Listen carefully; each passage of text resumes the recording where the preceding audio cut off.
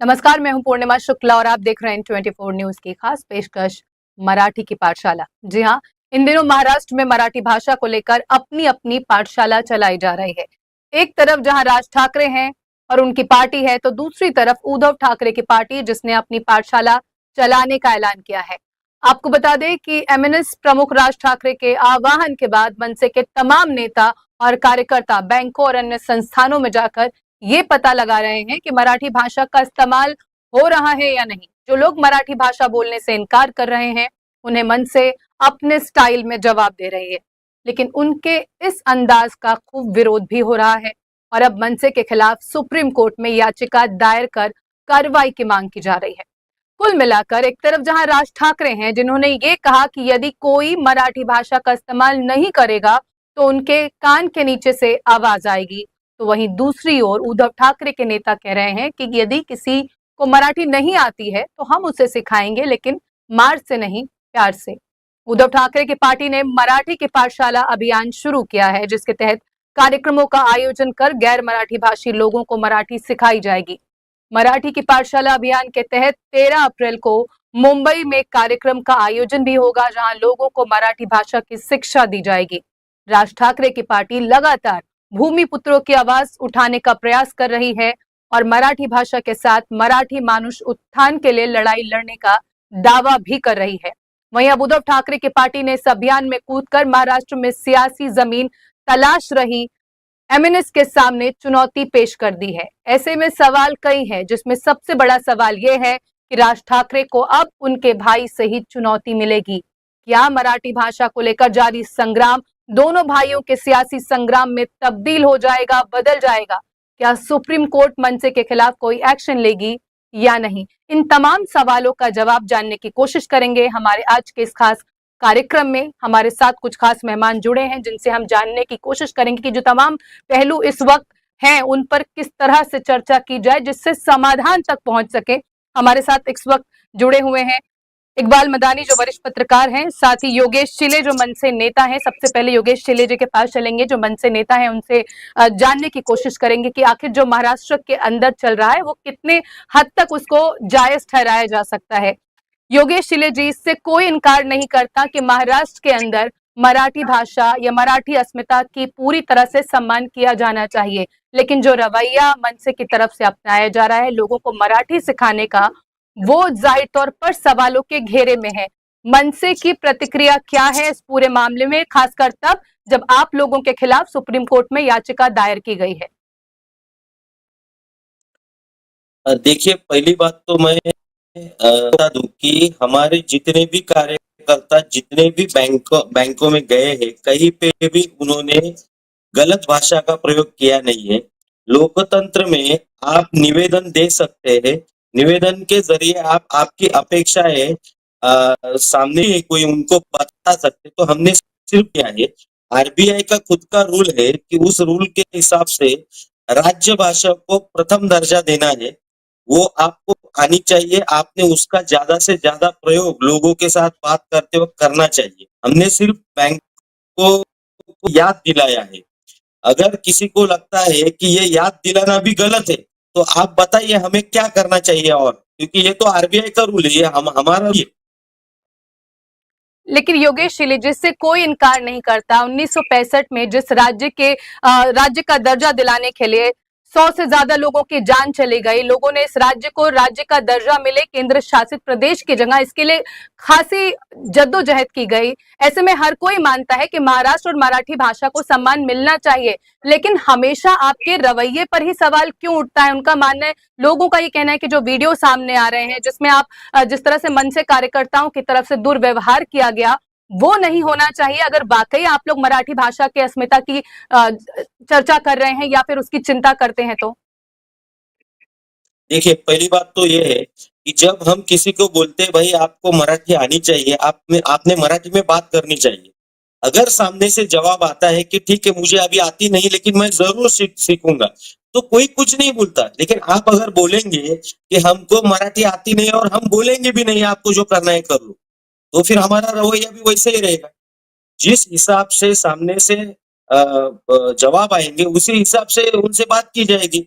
हम क्या गलत कर रहे हैं? हम तो सिर्फ आपको जो आरबीआई का रूल है वो रूल बता रहे हैं, हम आपसे अपेक्षा कर रहे हैं, हम आपको विनती कर रहे हैं निवेदन के माध्यम से। अगर उसके बावजूद आपसे अगर ये भाषा, अभी मैं हिंदी चैनल पे आया हूँ, मैं अगर यहाँ पे मराठी में बात करूंगा तो चलेगा क्या?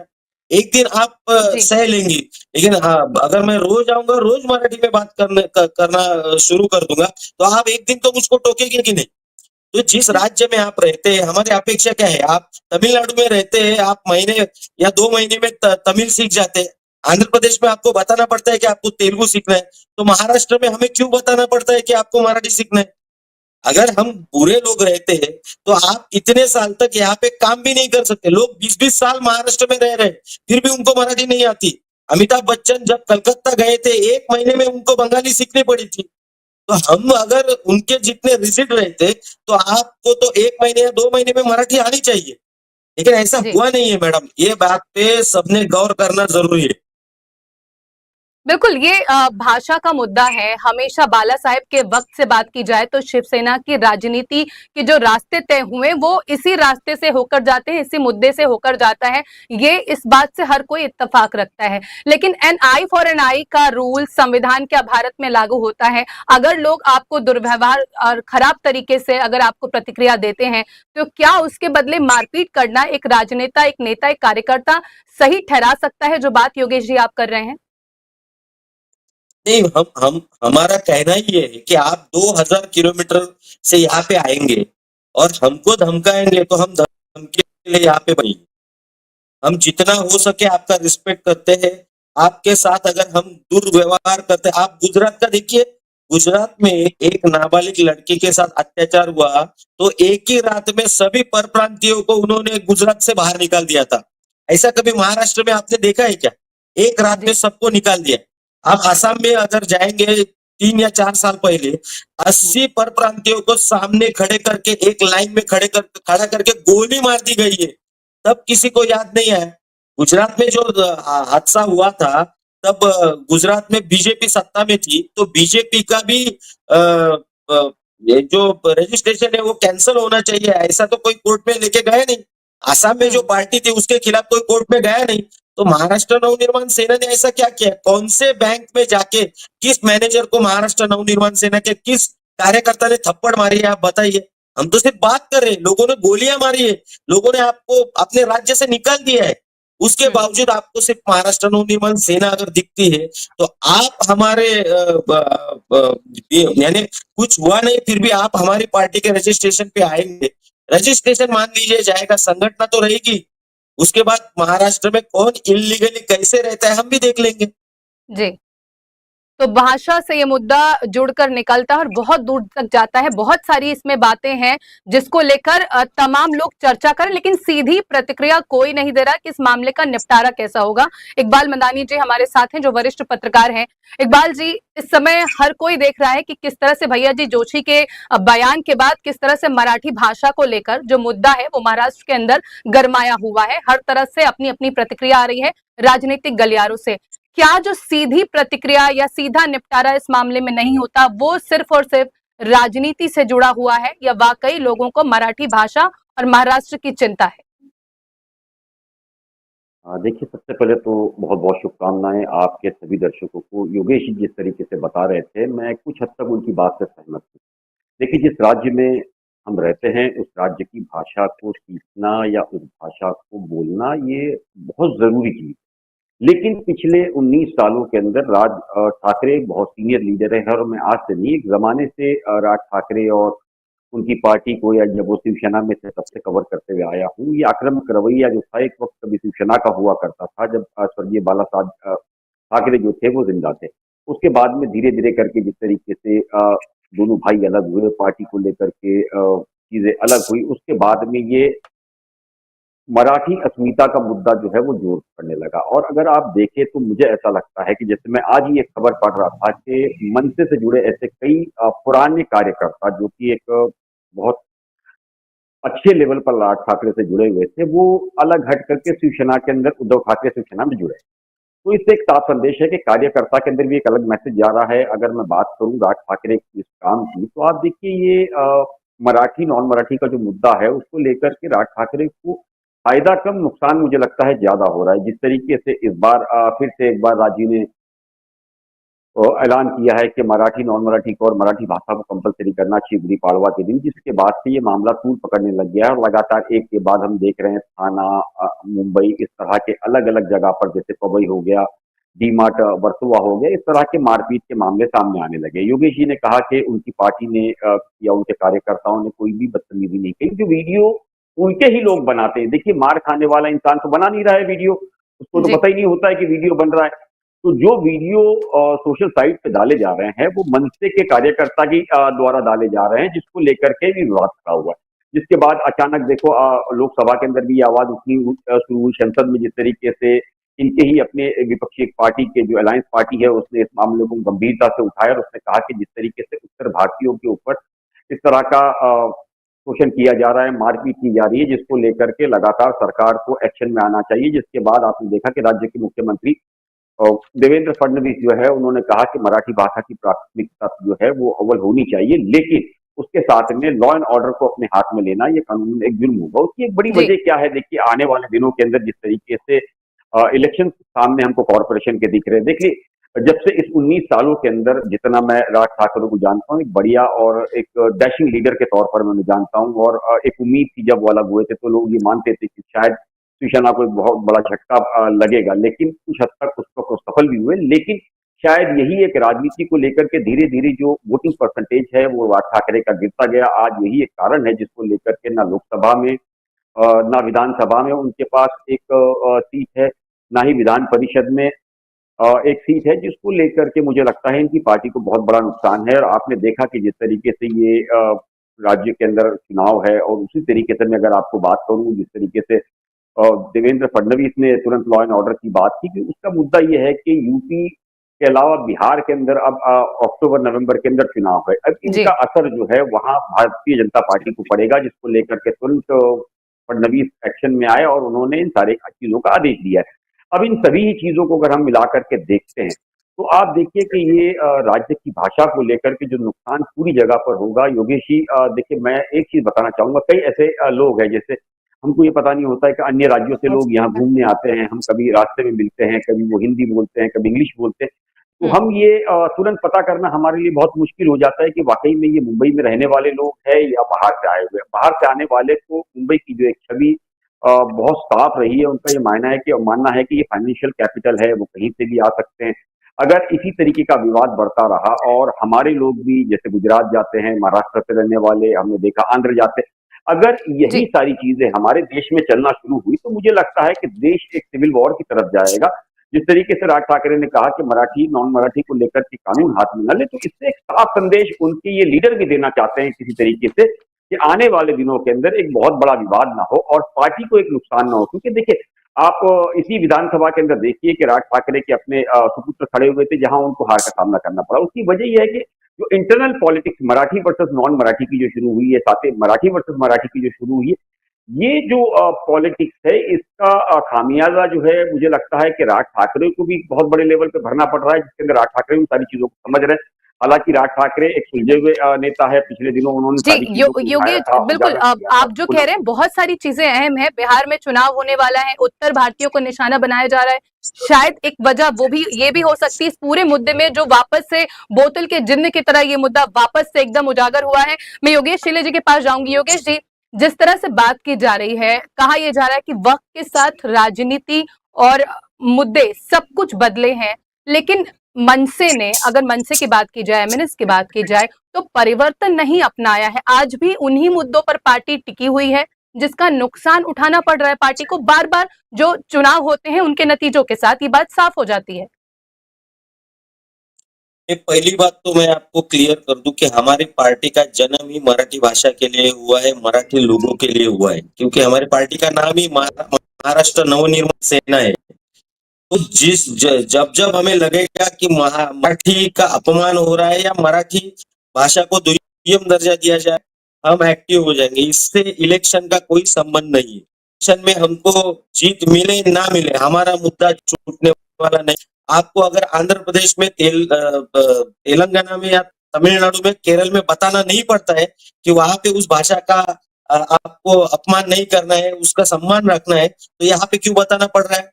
जिस पर दिन यहाँ दोनों पे राज्य सब में मराठी भाषा योगेश का जी, सम्मान दोनों करना राज्यों में फर्क शुरू। है। महाराष्ट्र फाइनेंशियल कैपिटल है, तो ऐसे में लोगों का आना जाना देश के से ज्यादा जुड़ा हुआ है बाकी दूसरे बनिस्बत दूसरे राज्यों के। तो ऐसे में क्या इस चीज को इतना ज्यादा साइडलाइन करना या इस पर इतना ज्यादा मुखरता से सामने आना नुकसान नहीं करेगा महाराष्ट्र को खुद? नहीं नहीं, मैं आप एक बात पहले ध्यान में लीजिए।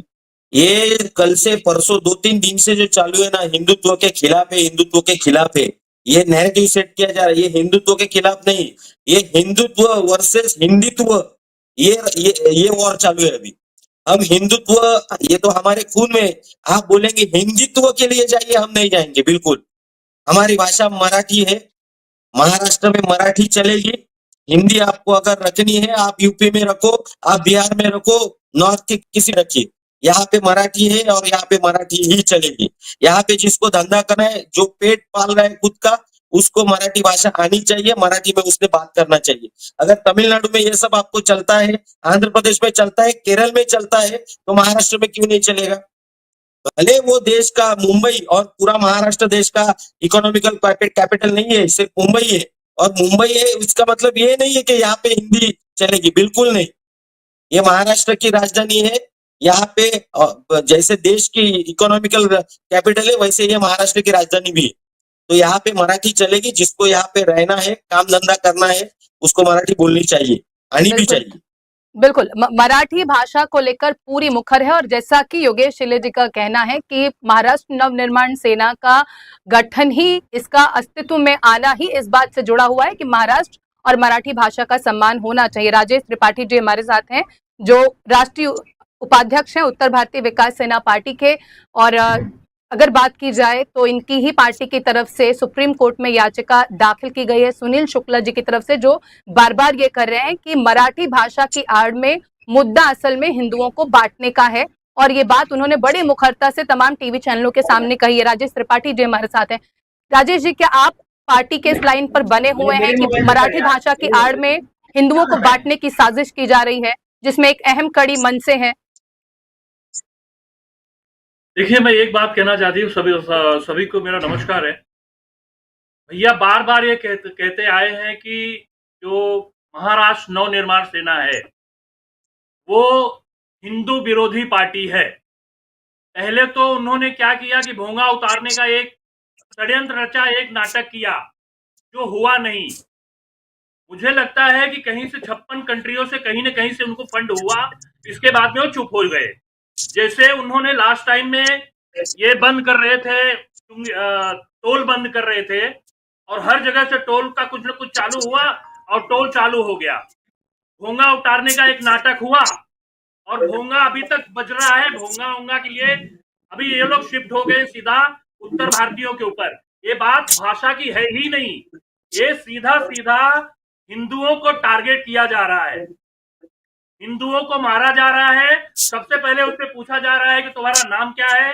अगर वो पता चल जाता है इनको कि ये उत्तर प्रदेश, बिहार, उत्तराखंड, राजस्थान, हरियाणा कहीं से आ रहा है, उसको मराठी नहीं आती है, तो ये लोग उसको टारगेट कर रहे हैं और अपनी जो डूबी हुई नैया है उसको कहीं ना कहीं से ये लोग एक जान फूंकने के लिए ये लोग एकदम दुष्कर्म कर रहे हैं। ये लोग इकबाल जी, यहाँ पर कहना है राजेश त्रिपाठी जी का कि हिंदुओं को जानबूझकर टारगेट किया जा रहा है। हिंदुत्व का जो एजेंडा लेकर बीजेपी चल रही है, बुलजाई उस पर है, निशाना बनाने की कोशिश है। आपसे जानना चाहेंगे, क्या वाकई आप इत्तेफाक रखते हैं कि महाराष्ट्र नवनिर्माण सेना की तरफ से सिर्फ हिंदुओं को ही निशाना बनाया जा रहा है?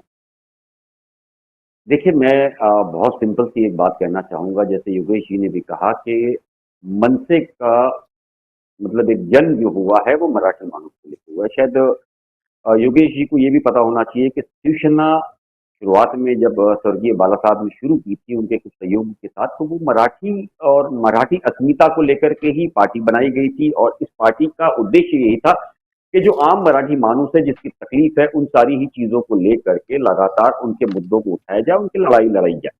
और आपने देखा कि उन सारी ही चीजों को स्वर्गीय बाला साहब ठाकरे ने शिवसेना को, जो ये कहा जाता था कि भाई उन कार्यकर्ताओं को आपने देखा होगा, आपने शायद नहीं देखा, योगेश जी ने देखा है कि नहीं मुझे पता नहीं, लेकिन राजेश जी के समझ में होगा एक वड़ा पाव बेचने वाली पार्टी को, एक रिक्शा चलाने वाली पार्टी को एक मेहनत करके बाला साहब ठाकरे ने आज उस मुकाम तक पहुंचाया जहां देश के अंदर और विदेशों के अंदर शिवसेना का नाम चलता है। तो मनसे भी इसी मुद्दे को और इसी सोच के साथ बनाई गई थी, मराठी मानुस को लेकर के बनाई गई थी और मराठी के विकास को लेकर के बनाई गई थी। लेकिन मेरा ये मानना है कि मराठी मानुस के साथ के अंदर आप अगर महाराष्ट्र के अंदर बात करें या मुंबई की अगर हम सिर्फ बात करें, तकरीबन 2 करोड़ के आसपास की जो जनता है उसमें मराठी कितनी। अगर हम इसी मराठी मुद्दे को लेकर के बात करें तो क्या सिर्फ कुछ लाख मराठी जो है उसी का मुद्दा इस पूरे मामले के अंदर, उसी की पढ़ाई को लेकर के, उसी की विकास को लेकर बात की जाए। अगर मनसे की बात करें मराठी मानुस की, तो क्या मराठी मानुस इंग्लिश पढ़ने नहीं जाता है? उनकी अपनी इंग्लिश स्कूल है के अंदर माँ बाप छोड़ने नहीं जाते हैं? क्या मराठी को लेकर के क्या सिर्फ मराठी स्कूल की मुंबई के अंदर रखी गई है? मराठियों को क्या दूसरी भाषा पढ़ाने के लिए या समझने के लिए साफ तौर पर मना किया गया है? या मराठी जो बच्चे हैं हमारे देश की एक युवा पीढ़ी जो है वो विदेशों में जाती है, विदेशों में जाके पढ़ाई करती है, कोई चाइना पहुंच रहा है, कोई यूके पहुंच रहा है, कोई अमेरिका पहुंच रहा है, तो क्या वहां वो मराठी में पढ़ाई कर रहे हैं? जो डॉक्टर्स बन रहे हैं तो क्या वो मराठी द्वारा डॉक्टर बन रहे हैं, वकील बन रहे हैं, तो क्या सिर्फ मराठी के डॉक्टर बन रहे हैं? नहीं, वो हमारे देश को, हमारे शहर को रिप्रेजेंट करते हैं और बहुत बड़ा मायना रखता है। और जिस तरीके से राजेश जी ने भी कहा कि ये सिर्फ उत्तर भारतीयों का मसला है, ये किसी समाज का मसला नहीं, ये मसला जो है हमारे पूरे देश का है, पूरे सभी समाज का है। और मैं आपको बता दूं, अगर सभी राज्य के लोग इसी तरीके से लड़ाई करते रहे तो ये देश देश नहीं रहेगा, ये देश बिल्कुल। कई हिस्सों में बढ़ जाएगा। देखिए, हम जिस जहां रहते हैं वहां एक अधिकार, चाहे किसी का भी हो, पॉलिटिकल पार्टी, भले ही वो हिंदू मुस्लिम फला फला उत्तर भारतीय, हमने आज पूरे देश को जो है ना, देखिए, एक मणिपुर को 2 भाषा में बांट दिया है, नॉर्थ वर्सेस साउथ को बांट दिया है, और आंध्र की बात करें तो आंध्रा वर्सेस इसने बांट दिया है, तमिल ने अपना बांट दिया है, महाराष्ट्र ने अपना। तो अगर इसी तरीके से हम चीजें चलते रहे और राजनीति को बढ़ावा देते रहे तो इसका नुकसान सिर्फ उन जगह में रहने वालों को नहीं है, उस समाज के सभी वर्गों को है। क्योंकि देखिए, अगर कोई एक ऐसा डॉक्टर होता है जो उत्तर भारतीय है, अगर किसी मराठी मानुस को अचानक अटैक आया, अगर वो ले गया और उसने मना कर दिया कि नहीं मराठी डॉक्टर ढूंढिए, तो आप मुझे बताइए क्या होगा। तो इसी तरीके से जो हमारा देश है, हमारा शहर है, ये विकास के लिए है। मैं ये मानता हूं कि मराठी अस्मिता बहुत जरूरी है। महाराष्ट्र के अंदर मराठी भाषा को सीखना चाहिए, मराठी प्रायोरिटी होनी चाहिए और उसी को लेके हमें चलना भी चाहिए। लेकिन अगर जिस तरीके से किसी से गलती होती है तो एक मराठी मानुस के नाते जो मराठी अस्मिता है वो इतनी जबरदस्त है। मैं आपको बताता हूँ, देश के अंदर जो आप अगर उसको पढ़ोगे और उसको देखोगे तो आपको पता लगेगा कि मराठा से लेकर के मराठी तक ये वो लोग रहे हैं जिन्होंने देश के अंदर एक नाम किया है, एक अपना सम्मान बढ़ाया है, उस सम्मान को लेकर के सबको लेके चले हैं। तो मुझे लगता है कि शिवसेना हो, मनसे हो या मराठी सोच की कोई पार्टी हो, उनके लिए जिस तरीके से अपने मराठी मानुस, अपना राज्य इंपॉर्टेंट है, उसी तरीके से देश के अंदर अनेक आने वाले लोग जो एक दूसरे को मिलकर रहते हैं, उनको भी लेकर चलना बहुत जरूरी है। चाहे योगेश जी हो, राजेश जी हो, हम अगर लगातार ऐसे ही बांटते रहे एक दूसरे को तो ये देश है हमारा, ये पाकिस्तान में हम नहीं रहते हैं जिसको लेकर के हम ये बोले कि वो पाकिस्तानी है। गंभीर बिल्कुल नहीं, हम सारे ही गंभीर भारत परिणाम के हो रहने सकते वाले हैं। हैं। जो बहुत जो ट्रेंड इस गंभीर वक्त मुद्दा है, जी जो ट्रेंड चल रहा है उसके लिए मुझे लगता है कि सभी को मिलकर के, चाहे अगर वो सुप्रीम कोर्ट जाते हैं मनसे के खिलाफ, वो भी, उसे भी मैं थोड़ा सा एक बहुत सही तरह नहीं देखता हूँ, या योगेश जी ये कहते हैं कि उत्तर भारतीय और इन सारी चीजों को लेके मुद्दा हो या मुस्लिम का मुद्दा हो, इन सारे ही मुद्दों को लेकर के हम एक देश में हैं, एक शहर में रहते हैं। हाँ, अगर ऐसा कोई व्यक्ति है जो वाकई में कोई विदेशी लिंक में पकड़ा जाता है, चाहे वो किसी भी मजहब का हो, किसी भी धर्म का हो, हमारे देश के साथ गद्दारी करता है, उसके ऊपर हम सबको मिलकर के बहुत कड़ी एक्शन लेनी चाहिए और तुरंत उस पर कार्रवाई करनी चाहिए। ठीक है, तो ये बहुत अहम है और इस पूरे मामले में जिस तरह से ये मामला आगे बढ़ रहा है, गंभीर संकेत, गंभीर परिणाम है। क्योंकि अगर देश के अंदर इस तरह से भावनाएं उपजती हैं कि दूसर प्रांतीय लोगों का सम्मान भाषा के आधार पर किया जाएगा, तो ऐसे में गंभीर परिणाम निकल सकते हैं। योगेश चेले जी के पास चलेंगे। योगेश जी, शुरू से ये बात कही जा रही है कि इससे कोई इनकार नहीं करता कि महाराष्ट्र के अंदर मराठियों की, मराठी भाषा का सम्मान होना चाहिए, लोगों को मराठी आनी चाहिए। लगातार आपके रवैये पर सवाल उठता है और ये चुनौती अब आपको अपनी ही पार्टी शिवसेना जो यूबीटी गुट है उनकी तरफ से दी जा रही है। आपके राज ठाकरे साहब के भाई जो हैं उद्धव ठाकरे उन्होंने ही कहा है कि इस पूरे मामले में अगर देखा जाए तो हम भी मराठी को आगे बढ़ाने की कोशिश करेंगे, लेकिन शांति से, प्रेम से, यानी वो भी आपके रवैये पर उंगली उठा रहे हैं।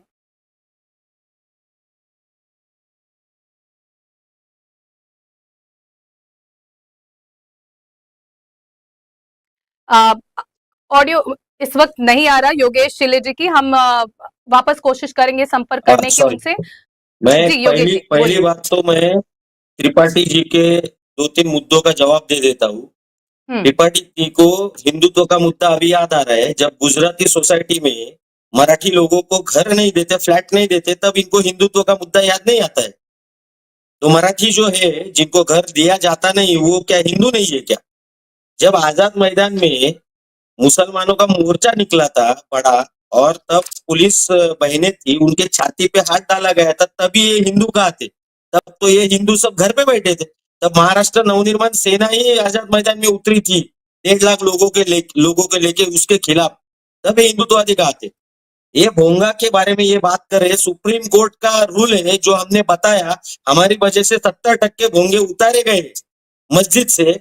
इसके बाद इनके हिंदुत्ववादी सरकार को महाराष्ट्र के वो कंटिन्यू करने नहीं आया है कि हम, ये खुद हिंदुत्ववादी सरकार की तब आलोचना नहीं कर पाए।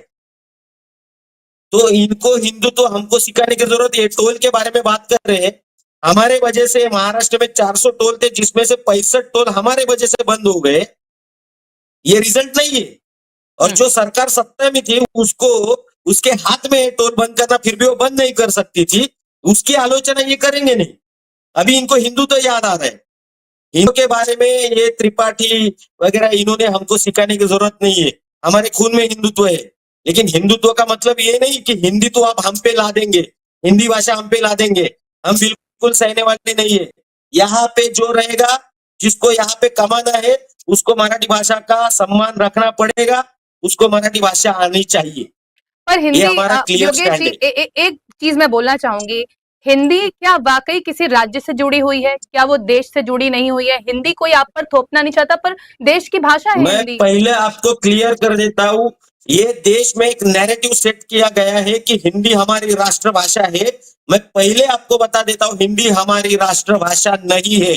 इस देश में जो भी राज्य भाषा है वो सभी राष्ट्रभाषा है, उनको राष्ट्रभाषा का दर्जा है। तो राष्ट्रभाषा के नाम पे कोई भी हमारे ऊपर हिंदी का जबरदस्ती नहीं कर सकते। लेकिन महाराष्ट्र की राज्य भाषा मराठी है, वो आपको आनी चाहिए। अगर आपको महाराष्ट्र में रहना है, यहाँ पे धंधा करना है, यहाँ पे करनी है, यहाँ पे पेट पालना है तो। और ये देश के संविधान के हिसाब से, इसमें कोई भी संविधान को बाजू में रख के कोई भी बात हमने की नहीं है। बिल्कुल, देश के संविधान को भी उतनी ही अहमियत है जितना राज्य के तमाम नियम कानूनों को तवज्जो दी जाती है। लेकिन सवाल आपसे ये है कि अगर आपको लगता है जिस तरीके से राज ठाकरे की पार्टी मनसे की तरफ से, आपकी पार्टी की तरफ से लगातार ये मुद्दा उठाया गया, बहुत बेहतरीन तरीके से इस बात को चर्चा में लाई गई कि मराठी भाषा का सम्मान होना चाहिए, फिर अचानक क्या हो गया योगेश शिले जी कि आपकी गाड़ी एक बार फिर से डिरेल हो गई और अचानक से ये मुद्दा थम गया और राज ठाकरे जी को कहना पड़ा कि कुछ दिन के लिए थम जाते हैं, वापस इस मुद्दे पर चर्चा करेंगे? ऐसा अचानक क्या हो गया? देखिए, महाराष्ट्र के मराठी भाषा के मंत्री उदयजी सामंत ये माननीय राज साहब को मिलने आए थे। उन्होंने आश्वासन दिया कि महाराष्ट्र में बैंक जो है वो हम खुद बताएंगे, एज अ महाराष्ट्र गवर्नमेंट हम बताएंगे कि आपको आरबीआई का जो नियम है उसका पालन करना पड़ेगा, मराठी का सम्मान रखना पड़ेगा, आपको संवाद मराठी में करना पड़ेगा। अगर महाराष्ट्र राज्य के मंत्री, उस भाषा के मंत्री अगर आपको आके आश्वासन देते हैं और विनती करते हैं कि ये आंदोलन यहीं पे रोकिए, तो हम उनका अपमान नहीं कर सकते, इसलिए ये आंदोलन रोका गया। अन्यथा ये आंदोलन चलता रहता था। हम सिर्फ निवेदन दे रहे थे। मैं फिर एक बार सभी हिंदी भाषिकों को मैं बताना चाहूंगा आपके माध्यम से, हम सिर्फ निवेदन दे रहे थे। लोकतंत्र में निवेदन देना ये कोई गलत बात नहीं है। ये निवेदन देना ये लोकतांत्रिक तरीका है अपना कहना लोगों के सामने रखने का। बिल्कुल। एक और सवाल मेरा योगेश जी आपसे ही है। बहुत अच्छी बात है, आप लोग पूरी तरह कोशिश कर रहे हैं और शायद तमाम वो लोग जो हमें सुन रहे हैं वो भी प्रयास करेंगे जिनको मराठी नहीं आती मराठी सीखने का।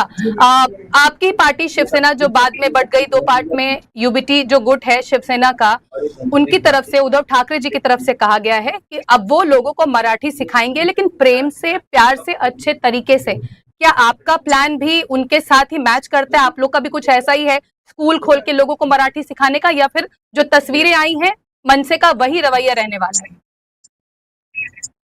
मैडम 19 साल से हम सबको हाथ जोड़ के बोल रहे हैं कि भाई मराठी सीखो।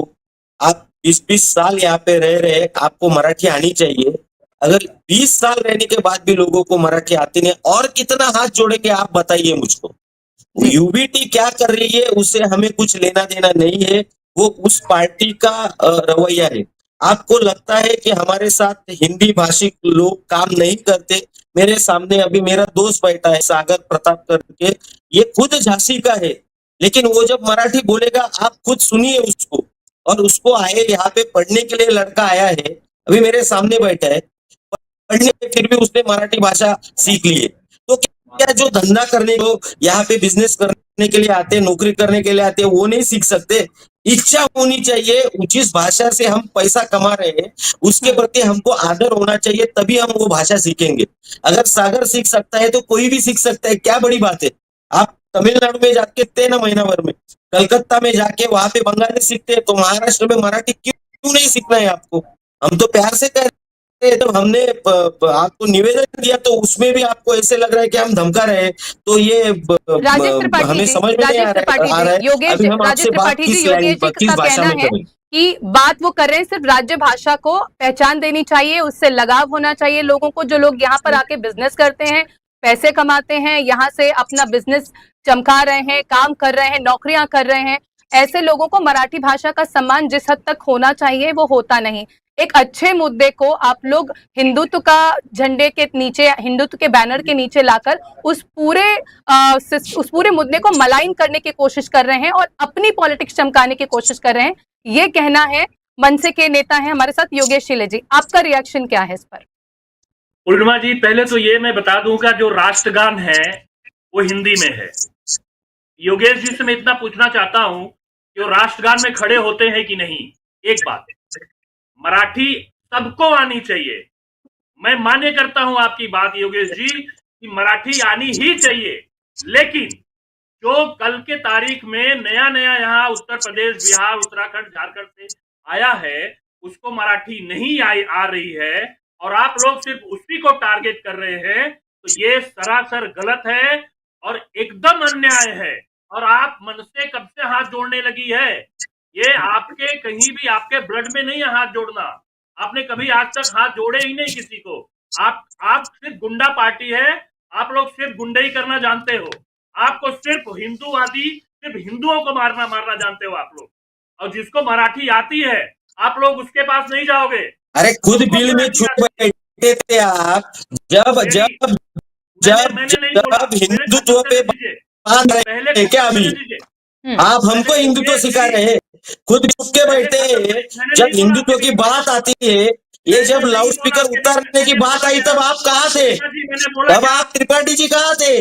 जब हिंदुत्व की बात आई आप गुंडा कहेंगे और हम क्या सुनते रहेंगे क्या? आप भाषा का प्रयोग अच्छा कीजिए, मैं पूरा सुन लूंगा आपका। आपकी भाषा का प्रयोग अगर गलत हुआ, एक शब्द आपको बोलने नहीं दूंगा मैं। आपकी भाषा का प्रयोग गलत हुआ, एक शब्द आपको बोलने नहीं दूंगा मैं। आज बिल्कुल बात करने नहीं दूंगा। पहले प्रयोग, भाषा का प्रयोग अच्छा कीजिए। कल तो आपके सुनील भैया तो भाग गए, मेरे साथ ही डिबेट में बैठे थे, भाग गए डिबेट छोड़ के। क्यों भागे? क्यों भागे? आपके पास मुद्दे थे तो सुनील शुक्ला भागे क्यों? क्यों भगोड़े है क्या? सुनील शुक्ला भगोड़े है? सुनील शुक्ला भगोड़े है क्या? कल डिबेट से भाग गए सुनील शुक्ला भगोड़े है क्या? सुनील शुक्ला क्या भागे क्यों? कल डिबेट से भागे क्यों? भगोड़े है क्या? एक भाषा शैली है, यही भगोड़े, ये जो आपके खून में भगोड़ापन है ना, इसीलिए जब हिंदुत्व की बात आती है तो ये आप जैसे भगोड़े घर में जाके छुप जाते और महाराष्ट्र महाराष्ट्र सैनिक रास्ते पे ऊपर आता है। सम्मान का है। ये जो भगोड़ेपन है ना आपका, ये भगोड़ेपन ही हिंदुत्व के लिए खतरा है, सबसे बड़ा रहा है, अनिल शुक्ला कौन है समझे? मालूम है? तो शुक्ला साहब को बोलो ऐसे भागते नहीं है, मेरी बात बात करते हैं। शुक्ला साहब को बोलो भगोड़ेपन छोड़ दे, योगेश चिले जी, ये योगेश भगोड़ा चिले बनना जी, छोड़ हर दे, हिंदू योगेश भगोड़ा जी नहीं ने है। योगेश जी, हर मंच की अपनी मर्यादा होती है और भाषा उसमें अहम भूमिका निभाती है। आपसे निवेदन है कि इस पूरे मुद्दे में मराठी भाषा एक अहम वजह है जिस वजह से हम लोग चर्चा करें। एक अहम मुद्दा है, मराठी भाषा का सम्मान होना चाहिए, मराठी अस्मिता का सम्मान होना चाहिए, लोगों को मराठी आनी चाहिए। इन तमाम बातों पर हम चर्चा कर रहे हैं, निष्कर्ष की तरफ बढ़ने की भी कोशिश कर रहे हैं। एक फाइनल कमेंट में इकबाल जी के पास जाना चाहूंगी। इकबाल जी, जो माहौल बना हुआ है महाराष्ट्र के अंदर वो कितना गंभीर है और क्या वाकई मराठी भाषा के सम्मान का जो मुद्दा है इस तरह से उसका समाधान निकलने वाला है? जी, मुझे नहीं लगता है पूर्णिमा जी, जिस तरीके से हम देख रहे हैं योगेश जी और राजेश जी एक बहुत सुलझे हुए लोग हैं, दोनों ही अपनी अपनी फील्ड के अंदर। देखिए इन दोनों को ही मैं बताना चाहूंगा, जो हमने एक मुद्दा जो है मराठी से हिंदुत्व तक लाया है, हिंदुत्व से हमारे देश तक आ चुका है। देखिए ये जो मुद्दा है ये बहुत कीमती इसलिए है कि अगर मैं बॉलीवुड हो, फैशन इंडस्ट्रीज हो, शेयर मार्केट हो, ये सारी ही चीजें मुंबई के अंदर है और अगर इसका कारोबार देखें तो पूरे देश भर में और दुनिया भर में होता है। तो क्या ये जो फिल्में बनती है इसके अंदर सिर्फ हिंदी भाषी ही काम करेंगे या मराठी फिल्म बनाने वाले मराठी ही लोग काम करेंगे? ऐसा नहीं है। कई हमारे सेलिब्रिटीज है, आप उसको देख सकते हो कि उनके जो करीबी लोग हैं वो मराठी है। कई ऐसे हमारी मराठी नेता है, मैंने खुद देखा था कि जब स्वर्गीय बाला साहब जिंदा थे तो उनकी सिक्योरिटी के अंदर कई मुस्लिम लड़के हुआ करते थे। देखिए एक राजनीतिक मुद्दा है, ठीक है, राजनीतिक मुद्दे के अंदर काफी चर्चाएं होती है। जब सेना बनी थी तब मराठी नॉन मराठी का मुद्दा चला था। पहले सबसे पहले जो मुद्दा शुरू हुआ था वो ये साउथ से हुआ था कि साउथ भाषा के जो लोग हैं वो यहाँ नहीं चाहिए। उसकी वजह ये थी कि साउथ के जो लोग थे उस वक्त वो महाराष्ट्र के अंदर बहुत बड़े बड़े पदों पे थे, जिसको लेकर के ये पार्टी का गठन किया गया था। गठन के अंदर स्वर्गीय बाला साहब ठाकरे ने अपने सहयोगी के साथ उसको उठाना शुरू किया और उसका बहुत बड़ा फर्क भी पड़ा। उसके बाद गुजराती और राजस्थानियों का मुद्दा आया, मुस्लिम मुद्दा आया, उत्तर भारतीयों का मुद्दा आया। तो वक्त के साथ ये मुद्दे जो है वो बदलते गए। फिर एक बार जो है ये मुद्दा Marathi versus non Marathi, Marathi versus Hinduism, Marathi versus Muslim, ये शुरू हुआ है। उसकी वजह मैंने आपको पहले ही शुरुआत में बता दी थी कि ये जब भी इलेक्शन पीरियड होते हैं इस तरह की चीजें देश भर के अंदर आजकल बदनसीबी से होती है। लेकिन क्या हमारे जो मराठी भाई बहन जो है वो काम करते हैं सरकारी नौकरी के अलावा? हमने देखा है कि कई ऐसी जगह है जहां हमारे लोग लगातार काम करते रहते हैं और इस काम को लेकर के लगातार सवाल खड़े होते हैं। अगर लोगों ने इस तरीके से सोचना शुरू किया कि भाई जो गुजराती या मुस्लिम है वो मराठी मानुष को काम पे नहीं रखेगा, मराठी सोचेगा कि हम शेयर मार्केट के अंदर किसी और कंपनी में ट्रेडिंग नहीं करेंगे, बॉलीवुड सोचेगा कि नहीं हम मराठी है इसलिए सिर्फ मराठी फिल्मों में काम करेंगे, हम बॉलीवुड की फिल्मों में काम नहीं करेंगे, तो इसका जो नुकसान है हमारे राज्य पे सबसे ज्यादा होगा। देखिए पिछले अगर हम लंबे समय से देखें तो यही एक राजनीति के ही चलते बांटो और फूट करो के मामले को लेकर के कई ऐसे बड़े बिजनेस जो है वो गुजरात चले गए या अदर राज्यों में चले गए। महाराष्ट्र को उसकी सबसे बड़ी मार खानी पड़ रही है और महाराष्ट्र का जो युवा है, चाहे वो मराठी हो, नॉन मराठी हो, जिसकी पैदाइश मुंबई और महाराष्ट्र में हुई है, वो एक उम्मीद से बैठा रहता है कि उसे एक नौकरी मिलेगी, वो अपने बिल्कुल परिवार मुद्दा को इकबाल चलाएंगे। जी, अब वो इन सारी आपका चीजों को कहना लेकर के बिल्कुल सही है। लगातार मामला जो है वो बिगड़ता जा रहा है। मुझे ऐसा लगता है कि मराठी नॉन मराठी जो एक मुद्दा है, मैंने पहले भी कहा, मराठी अस्मिता को हमको बहुत गंभीरता से समझना चाहिए, उस भाषा को हमको बहुत गंभीरता से लेनी चाहिए, उस भाषा को हमको सीखना चाहिए।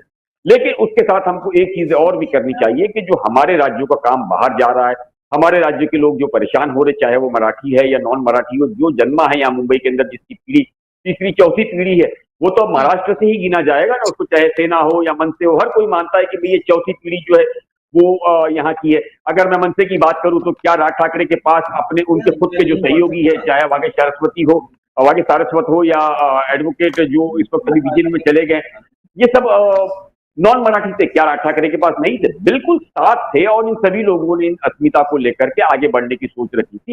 इसी तरीके से मुझे लगता है कि योगेश जी हो या राजेश जी हो, हम सबको मिल करके इस शहर को या इस देश को आगे इसलिए ले जाना है क्योंकि हमारी पीढ़ियां कई वर्षों से यहाँ रहती है और हमारा ये दायित्व बनता है कि हमारे शहर को, हमारे मुल्क को बढ़ाए। देखिए मैं अपनी अगर बात करूं तो जब कोविड काल शुरू हुआ था तो मैंने पत्रकारिता छोड़ करके, जब हमारे देश में और हमारे राज्य में संकट आया था, तो सभी मीडिया कर्मी जानते हैं कि उस वक्त मैंने अपनी नौकरी छोड़ी थी और जो कोरोना बॉडीज, जो कोई हाथ नहीं लगाता था, उस बॉडीज को हमने लेकर के सम्मान के साथ उसका डिस्पोज ऑफ करना, मतलब जिस मजहब का, जिस रिलीजन के, उस मजहब के हिसाब से उसका अंतिम संस्कार हमने शुरू किया था। तकरीबन 2,500-3 हजार बॉडीज का अंतिम संस्कार हमने कराया था।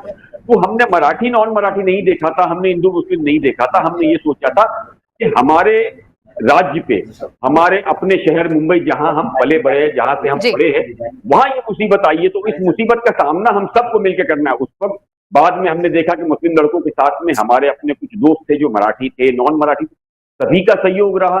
आज भी हमारे पास मुंबई के अंदर तकरीबन 100 से 125 लावारिस जो लाशें होती है, चाहे किसी भी राज्य की हो, मराठी नॉन मराठी, वो हमारे पास आती है। उसका हम पूरे रिलीजन के साथ, सम्मान के साथ उसका अंतिम संस्कार आते हैं। हमारी टीम के अंदर मुस्लिम भी है, मराठी भी है, नॉन मराठी भी। तो हमारा एक दूसरे का जो सहयोग है वो हमारे देश को या हमारे शहर को बढ़ाएगा। तो इन दोनों से ही मेरा निवेदन है कि जिस भाषा का ये प्रयोग कर रहे थे, मुझे लगता है ये भाषा अगर वो गंभीरता से लेकर के इस मामले को सुलझाना चाहे तो राज ठाकरे जिस पार्टी को आगे लाने की कोशिश कर रहे हैं वो भी आगे बढ़ेगी, मराठी अस्मिता भी आगे बढ़ेगी, और हमारे युवा, हमारे देश के लोग भी आगे बढ़ेंगे। बहुत अहम बात है। निष्कर्ष ये है कि मुद्दा अहम है, मुद्दा बड़ा है, लेकिन इस मुद्दे के निपटारे के लिए, समाधान के लिए लार्जर पिक्चर पर नजर रखी जाए तो इससे किसी का नुकसान नहीं होना चाहिए। सवाल इस मुद्दे से जुड़े हुए कई हैं जिनका जवाब जानने की कोशिश लगातार लंबे अरसे से चल रही है। समाधान तभी मिलेगा जब सही तरीके से सही चीज पर चर्चा होगी, ना कि रवैया और व्यवहार लगातार अगर सवालों के केंद्र में रहेगा तब तक इस मामले का निपटारा नहीं हो सकता।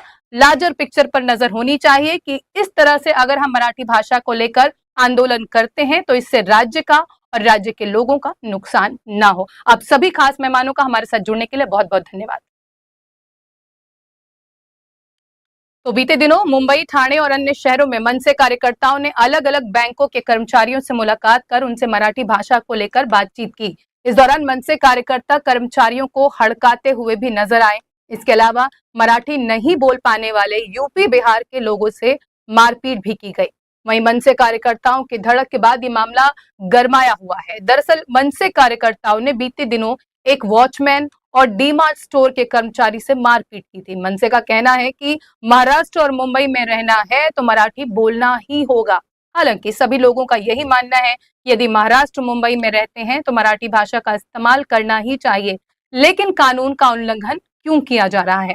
वहीं सीएम देवेंद्र फडणवीस ने कहा कि मराठी भाषा का इस्तेमाल और बोलचाल के लिए आग्रह करना कोई गलत नहीं, लेकिन इसकी आड़ में कोई कानून हाथ में लेगा तो इसके खिलाफ कड़ी कार्रवाई की जाएगी। वहीं सीएम की चेतावनी के बाद मनसे प्रमुख राज ठाकरे थोड़ा बैकफुट पर आ गए और अपने सभी पार्टी के नेताओं और कार्यकर्ताओं को पत्र लिखकर मराठी भाषा को लेकर जारी आंदोलन को तत्काल रोकने का निर्देश दिया है।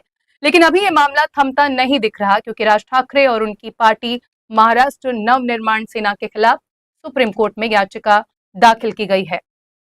याचिका में राज ठाकरे पर महाराष्ट्र में उत्तर भारतीयों के प्रति नफरत फैलाने और हिंसा को बढ़ावा देने का आरोप लगाया गया है। आपको बता दें कि उत्तर भारतीय विकास सेना नाम की राजनीतिक पार्टी के अध्यक्ष सुनील शुक्ला ने ये याचिका दाखिल की है।